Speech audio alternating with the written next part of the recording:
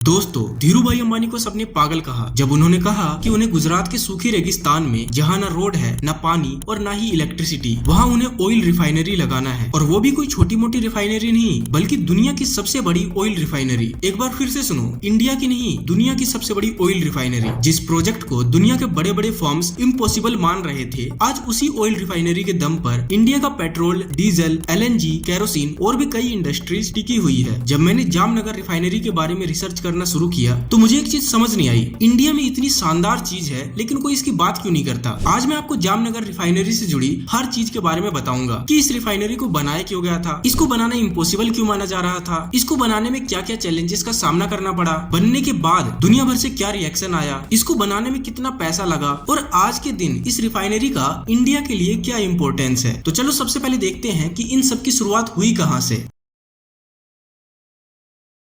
आज रिलायंस को लोग टेलीकॉम, रिटेल, एनर्जी और पेट्रोकेमिकल्स के जायंट के रूप में देखते हैं, लेकिन 1960 से 1970 के दशक तक रिलायंस एक टेक्सटाइल ट्रेडिंग और मैन्युफैक्चरिंग बिजनेस हुआ करता था। धीरू भाई अंबानी पॉलिस्टर फैब्रिक्स और यार्न का बिजनेस करते थे। दोस्तों, मैं धीरू भाई अंबानी को बहुत एडमायर करता हूँ उनकी कमाल की बिजनेस फिलोसॉफीज की वजह से। उनका कहना था control the entire value chain. इसका मतलब ये हुआ कि अगर आप फैब्रिक बनाते हो तो पॉलिस्टर यार्न भी खुद ही बनाओ, अगर आप पॉलिस्टर यार्न बनाते हो तो उसके रॉ मटेरियल्स भी खुद ही प्रोड्यूस करो, और अगर रॉ मटेरियल पेट्रोकेमिकल से आता है तो पेट्रोकेमिकल प्लांट्स भी खुद ही बिल्ड कर लो। मतलब बिजनेस का हर एक स्टेज, हर एक लेयर अपने कंट्रोल में लाओ। इस स्ट्रेटेजी को बिजनेस लैंग्वेज में बोलते हैं वर्टिकल इंटीग्रेशन, और बिजनेस में इस तरह पीछे जाते हुए एंटायर वैल्यू चेन को कंट्रोल करने को कहते हैं बैकवर्ड इंटीग्रेशन। रिलायंस ने बिल्कुल यही किया। पहले वो टेक्सटाइल बिजनेस में थे, फिर उन्होंने पॉलिस्टर बिजनेस में कदम रखा, फिर उन्होंने देखा पॉलिस्टर बनता कहां से है, जवाब था पेट्रोकेमिकल्स, तो फिर उन्होंने इस बिजनेस में कदम रख दिया। और फिर एक स्टेज पर धीरू भाई अंबानी को रियलाइज हुआ कि पेट्रोकेमिकल्स का रॉ मटेरियल आता कहां से है, जवाब था क्रूड ऑयल रिफाइनिंग से। और यहीं पर धीरू भाई अंबानी को उनकी लाइफ की सबसे बड़ी अपॉर्चुनिटी दिखाई दी, ऑयल रिफाइनरी। दरअसल 1990s में इंडिया की इकोनॉमी लिबरलाइज हो रही थी, पेट्रोल और डीजल की डिमांड रैपिडली ग्रो कर रही थी। प्रॉब्लम ये थी कि इंडिया के पास सफिशिएंट रिफाइनिंग कैपेसिटी ही नहीं थी।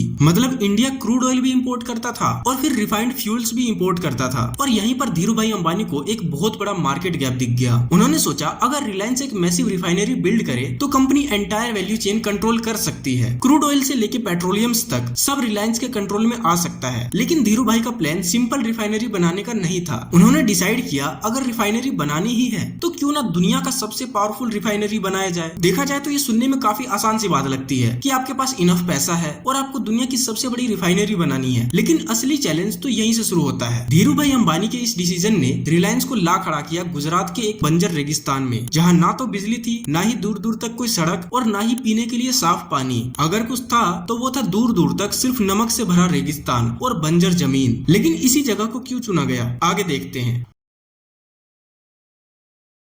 ये जगह है गुजरात का जामनगर, और जिस जगह पर दुनिया की सबसे बड़ी ऑयल रिफाइनरी बनने वाली है उस गांव का नाम था मोती खावड़ी। लेकिन यही लोकेशन क्यों? सबसे पहले तो इसकी लोकेशन देखो। जामनगर गुजरात के कोस्टल एरिया पर पड़ता है, यानी वहां से डायरेक्ट अरेबियन सी का एक्सेस मिल सकता है ताकि देश विदेश से आने वाली बड़ी बड़ी शिप्स उस जगह पर क्रूड ऑयल इंपोर्ट कर सके। जिस लोकेशन पर रिफाइनरी बनाई जा रही थी वहाँ जमीन सस्ती मिली, जाहिर सी बात है वहाँ आबादी कम थी और जमीन भी बंजर था। तीसरा कारण था रिलायंस अपने हिसाब से उस जगह को डेवलप करना चाह रहा था जैसा वो चाहे। तो इस तरह से फाइनल लोकेशन शॉर्टलिस्ट हुई मोती खावड़ी विलेज जामनगर। इस लोकेशन के जितने एडवांटेजेस थे उससे कई ज्यादा इसके डिसएडवांटेजेस भी थे, क्योंकि इस एरिया में सरकार ने कोई इंफ्रास्ट्रक्चर बिल्ड नहीं किया था, ना ही प्रॉपर रोड्स थी, ना ही इलेक्ट्रिसिटी थी और ना ही पीने लायक साफ पानी। रिलायंस के इंटरनेशनल कंसल्टेंट्स ने धीरू भाई अंबानी को चेतावनी दिया कि यहाँ पर वो अपना प्रोजेक्ट बनाने का ख्याल दिल से निकाल दे, क्योंकि ये एरिया किसी भी तरह से फैक्ट्री सेटअप करने के लायक नहीं था। ये प्रोजेक्ट यहाँ बनाना एक्सट्रीमली डिफिकल्ट होने वाला था। कंस्ट्रक्शंस के लिए लॉजिस्टिक्स का यहाँ पहुँचना, थाउजेंड्स ऑफ वर्कर्स को डेजर्ट में मैनेज करना, इक्विपमेंट ट्रांसपोर्ट करना, ये सब बहुत मुश्किल होने वाला था। लेकिन धीरू भाई अंबानी ने एग्जैक्टली अपोजिट डिसीजन लिया। उन्होंने कहा अगर रिलायंस अपना रिफाइनरी बनाएगा तो यही बनाएगा जामनगर में, क्योंकि यहाँ पर जो उन्होंने देखा वो कोई और नहीं देख पा रहा था, जो था चीप लैंड और कोस्टल एक्सेस, जहाँ giant crude oil tankers directly आ सकते थे। और सबसे इंपॉर्टेंट बात, यहाँ फ्यूचर एक्सपेंशन के लिए अनलिमिटेड स्पेस था। ये एक कॉन्ट्रेरियन डिसीजन था, मतलब ऐसा डिसीजन जो बाकी लोग गलत समझ रहे थे। लेकिन हिस्ट्री में कई बार सबसे बड़े बिजनेस मोड्स उन्हीं डिसीजन से बनते हैं जो शुरुआत में सबको गलत लगते हैं। ये सब हो ही रहा था, तब तक रिलायंस ने एक और बड़ा अनाउंसमेंट कर दिया कि वो अब नॉर्मल रिफाइनरी नहीं बनाएंगे, बल्कि वो अब ग्लोबल स्केल रिफाइनरी बनाएंगे, यानी दुनिया का सबसे बड़ा क्रूड ऑयल रिफाइनरी। और यहीं से सबसे बड़ा चैलेंज शुरू हुआ इस मेगा प्रोजेक्ट को एक्चुअली बिल्ड करने का। धीरू भाई अंबानी ने ठान लिया था कि वो सिर्फ दुनिया की सबसे बड़ी रिफाइनरी ही नहीं बनाएंगे, बल्कि इस रिफाइनरी को दुनिया की सबसे कॉम्प्लेक्स और फ्लेक्सिबल रिफाइनरी भी बनाएंगे, यानी एक ऐसी रिफाइनरी जो अलग अलग तरह के क्रूड ऑयल्स को रिफाइन कर सके और उनसे कई तरह के हाई वैल्यू प्रोडक्ट्स बना सके। यहाँ तक कि सबसे खराब क्वालिटी के क्रूड ऑयल्स को भी ये रिफाइनरी प्रोसेस कर सकेगी। 1996 में रिलायंस ने जामनगर रिफाइनरी का कंस्ट्रक्शन शुरू किया। मोती खावड़ी की लगभग 5000 एकड़ की बंजर जमीन पर इस प्रोजेक्ट को बनाया जा रहा था। इस प्रोजेक्ट साइज बहुत बड़ा था। Thousands of workers, hundreds of international engineers और जाइगेंटिक मशीनरीज, और ये सब बिल्ड हो रहा था एक डेजर्ट इन्वायरमेंट में। प्रोजेक्ट साइट पर कम से कम 50,000 लोग एक साथ काम कर रहे थे। जून 1998 गर्मी के दिन थे। एक सुबह गुजरात के मोती खावड़ी रीजन में एक सीवियर साइक्लोन आ गया। इस साइक्लोन ने लगभग 60 वर्कर्स की जान ले ली और पूरे इलाके को लगभग बर्बाद कर दिया। रिलायंस ने मजदूरों के लिए जो सेमी परमानेंट हाउसेज बनवाए थे, उन्हें भी ये तूफान अपने साथ उड़ा ले गया। साइट पर काफी नुकसान हुआ। कंस्ट्रक्शन मटेरियल, इक्विपमेंट्स और साइट के कई स्ट्रक्चर्स को भी डैमेज पहुंचा। लेकिन रिलायंस टीम ने हार नहीं माना। अक्सर ऐसे कंडीशन में प्रोजेक्ट को रोक दिया जाता है, लेकिन धीरू भाई अंबानी ने इस काम को फिर से शुरू करवाया और एक बार फिर से रिफाइनरी का काम अपने उसी स्पीड से शुरू हो गया। थोड़ा डिले भी हुआ, लेकिन सिर्फ 33 महीनों में पूरा ऑयल रिफाइनरी बनके तैयार हो गया। ये ऑलमोस्ट अनबिलीवेबल था। एक शॉकिंग स्टैट्स देखो, जामनगर रिफाइनरी का capital cost per ton Asia के कंपेरेबल रिफाइनरीज से 40% चीपर था। मतलब रिलायंस ने रिफाइनरी को सिर्फ फास्ट ही नहीं बनाया, बल्कि कम कॉस्ट में एफिशिएंटली बना लिया। इस प्रोजेक्ट ने उस वक्त एक वर्ल्ड रिकॉर्ड बना लिया था। 28 दिसंबर 1999 में रिलायंस की ये ऑयल रिफाइनरी ऑफिशियली शुरू हो चुकी थी और उस मोमेंट पर इंडिया की रिफाइनिंग कैपेसिटी में 25% का जंप आ गया, सिर्फ इस एक सिंगल प्रोजेक्ट की वजह से। रिलायंस ने दुनिया के लिए एक नया बेंचमार्क सेट कर दिया। जामनगर रिफाइनरी की ताकत का अंदाजा आप इनसे जुड़े कुछ इंटरेस्टिंग फैक्ट से लगा सकते हो। 14,000 किलोमीटर तक की लंबी केबल्स यहाँ लगाई गई थी, जो इंडिया के कोस्ट लाइन से भी लगभग डबल है। 5000 किलोमीटर की पाइपलाइंस बिछाई गई थी। ये डिस्टेंस मुंबई से कोलकाता के डिस्टेंस से लगभग 2 गुना है। इस प्रोजेक्ट में 1 lakh metric ton structural steel का इस्तेमाल हुआ, जितने स्टील से 60 और एफिल टावर बन सकते हैं। इस साइट के लिए 170 किलोमीटर लंबी रोड्स बनाई गई। इस रिफाइनरी को बनाने में 1.7 मिलियन क्यूबिक मीटर्स कंक्रीट लगा, जिससे कई एम्पायर स्टेट बिल्डिंग्स खड़ी की जा सकती है। यहाँ 55 सब स्टेशंस बनाए गए, 33 ब्लास्ट प्रूफ बिल्डिंग्स बनाई गई और 43 चिमनीज और फ्लेयर्स लगाए गए, जिनमें से कई की हाइट्स कुतुब मीनार से भी लगभग 2 गुना है। कंस्ट्रक्शन के दौरान 75,000 फैमिलीज के लिए घर बनवाया गया और कम्युनिकेशन और कोऑर्डिनेशन के लिए उस वक्त इंडिया का सबसे बड़ा और मोस्ट मॉडर्न आईटी नेटवर्क भी यही बनाया गया था। दोस्तों, इतने डिटेल में रिसर्च के लिए आपको वीडियो को लाइक जरूर करना चाहिए। अगर वीडियो ना पसंद आए तो डिसलाइक भी कर सकते हो और कमेंट करके बताओ क्या आपको पता था कि इंडिया के पास इतना बड़ा ऑयल रिफाइनरी है। खैर, आगे बढ़ते हैं। इस रिफाइनरी के बनने से पहले इंडिया एक फ्यूल डेफिसिट नेशन की तरह देखा जाता था, लेकिन इस प्रोजेक्ट के बाद रिलायंस अकेले इंडिया का 25% ऑयल रिफाइनरी कंट्रोल करने लगा था। जब जामनगर रिफाइनरी स्टार्ट हुई तो उसका कैपेसिटी था रफली 5,60,000 बैरल्स पर डे। ये प्रोजेक्ट इतना बड़ा था कि इससे इंडिया का फ्यूल डेफिसिट ऑलमोस्ट इंस्टेंटली खत्म हो गया। पहले इंडिया रिफाइंड फ्यूल्स भी इंपोर्ट करता था, लेकिन अब सिचुएशन रिवर्स होने लगी थी। इंडिया ग्रेजुअली पेट्रोलियम प्रोडक्ट्स को एक्सपोर्ट करने लगा यूरोप, यूनाइटेड स्टेट्स और एशिया में। रिलायंस की जामनगर रिफाइनरी ग्लोबल मार्केट्स को फ्यूल सप्लाई करने लगी। इस रिफाइनरी ने सिर्फ रिलायंस को ट्रांसफॉर्म नहीं किया, बल्कि इसने इंडिया की एनर्जी इकोनॉमी को भी ट्रांसफॉर्म कर दिया। रिफाइनिंग और पेट्रोकेमिकल्स रिलायंस के कोर प्रॉफिट इंजन बन गए और इसी कैश फ्लो के कारण मुकेश अंबानी आज भी किसी बिजनेस में घुसने से पहले पैसों के बारे में नहीं सोचते। जैसे रिटेल एक्सपेंशन, जियो टेलीकॉम रिवोल्यूशन, डिज्नी हॉटस्टार को एक्वायर करना हो या न्यू एनर्जी इन्वेस्टमेंट्स। इसलिए रिलायंस अब बड़े रिस्क ले पाता है। लेकिन रिलायंस का एम्बिशन यहाँ खत्म नहीं हुआ। धीरू भाई अंबानी का एक और बड़ा ड्रीम था, अगर एक रिफाइनरी सक्सेसफुल हो चुकी है तो 2 क्यों नहीं हो सकते। और धीरू भाई अंबानी की इसी सोच की वजह से रिलायंस ने एक और जाइगेंटिक बैट लिया।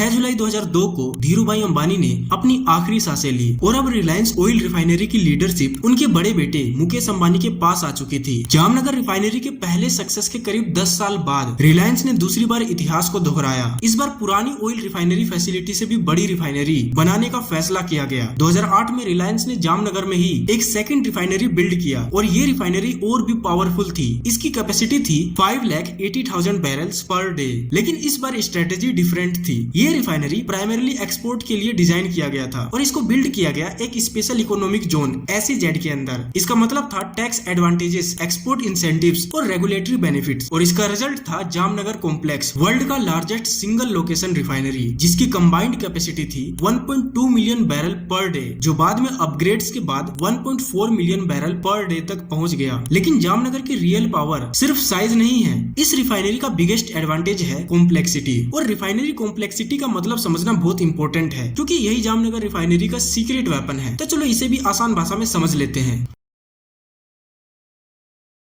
रिफाइनरी कॉम्प्लेक्सिटी के लिए एक टर्म यूज होता है Nelson complexity index NCI। NCI से ये मेजर किया जाता है कि कौन सी रिफाइनरी कितनी सोफिस्टिकेटेड या फ्लेक्सिबल है। आई नो आपको समझ नहीं आया, तो चलो आसान भाषा में समझते हैं। रिफाइनरी सिंपल भी हो सकती है और एक्सट्रीमली कॉम्प्लेक्स भी। इस इंडस्ट्री में एक टर्म होता है नेल्सन कॉम्प्लेक्सिटी इंडेक्स। ये इंडेक्स मेजर करता है कि रिफाइनरी कितनी एडवांस्ड है। जैसे टिपिकल रिफाइनरी का NCI अराउंड 10 के करीब होता है, लेकिन जामनगर रिफाइनरी का NCI है 21.1। ये दुनिया के हाईएस्ट कॉम्प्लेक्सिटी रिफाइनरीज में से एक है। इसका मतलब क्या हुआ? Jamnagar refinery extremely difficult crude oils process कर सकती है। हैवी क्रूड, सोर क्रूड, ऐसे ऑयल्स जो नॉर्मली सस्ते होते हैं, और फिर एडवांस्ड प्रोसेसिंग यूनिट्स उनको कन्वर्ट कर देते हैं पेट्रोल, डीजल, जेट फ्यूल और पेट्रोकेमिकल्स में। मतलब रिलायंस चीप क्रूड खरीद सकता है और उसको हाई वैल्यू प्रोडक्ट्स में कन्वर्ट कर सकता है। और इसी स्ट्रेटेजी ने जामनगर को बना दिया ग्लोबल रिफाइनिंग पावर हाउस। लेकिन रिलायंस का नेक्स्ट मूव और भी स्ट्रेटेजिक था, जो है O2C। चलो इसे भी समझ लेते हैं। लेकिन उससे पहले मैं बता दूं, इस रिफाइनरी को बनाने का टोटल लागत उस टाइम पर लगभग $6 बिलियन के करीब आया था। चलो अब आगे बढ़ते हैं। आजकल एनर्जी इंडस्ट्री में एक बड़ा ट्रेंड चल रहा है इलेक्ट्रिक व्हीकल का। फ्यूचर में पेट्रोल और डीजल की डिमांड स्लो हो सकती है। रिलायंस ने ये ट्रेंड बहुत जल्दी समझ लिया था, इसीलिए कंपनी ने पहले से ही एक्शन लेना शुरू कर दिया है। ऑयल टू केमिकल्स हब, मतलब क्रूड ऑयल का बिगर पोर्शन फ्यूल में नहीं बल्कि केमिकल्स में कन्वर्ट होगा, और वो केमिकल्स है ओलेफिन, एरोमेटिक्स और एडवांस्ड पेट्रोकेमिकल मटेरियल्स। इसका टारगेट है क्रूड ऑयल का 70% केमिकल्स में कन्वर्ट करना। ये स्ट्रेटेजी जामनगर को फ्यूचर प्रूफ बनाती है, क्योंकि केमिकल्स की डिमांड एनर्जी ट्रांजिशन में भी ग्रो करती है। और इसी इंटीग्रेशन ने रिलायंस को एक पावरफुल एडवांटेज दिया। आज जामनगर रिफाइनरी रिलायंस का सिंगल सबसे बड़ा एसेट है, और सिर्फ इसी एक रिफाइनरी के दम पर आज इंडिया का लगभग 25 to 30% क्रूड ऑयल रिफाइनिंग होता है। जामनगर कॉम्प्लेक्स की टोटल कैपेसिटी लगभग 68.2 MMTPA है। MMTPA होता है million metric ton per annum. India की टोटल रिफाइनिंग कैपेसिटी 256.8 MMTPA है, जिसका मतलब है कि जामनगर अकेले करीब 26.5% कंट्रीब्यूट करता है। तो अगर आपने आज के इस केस स्टडी से कुछ नया सीखा, तो इस वीडियो को लाइक जरूर करना, ताकि इसी तरह की वीडियोस आप अपने फीड में देख पाओ। इसके लिए चैनल को सब्सक्राइब भी जरूर करना। अब इस वीडियो पर क्लिक करके देखो MSC दुनिया का सबसे बड़ा शिपिंग कंपनी कैसे बना, और YouTube को खुश करने के लिए सब्सक्राइब के बाद बेल आइकन भी जरूर दबाना।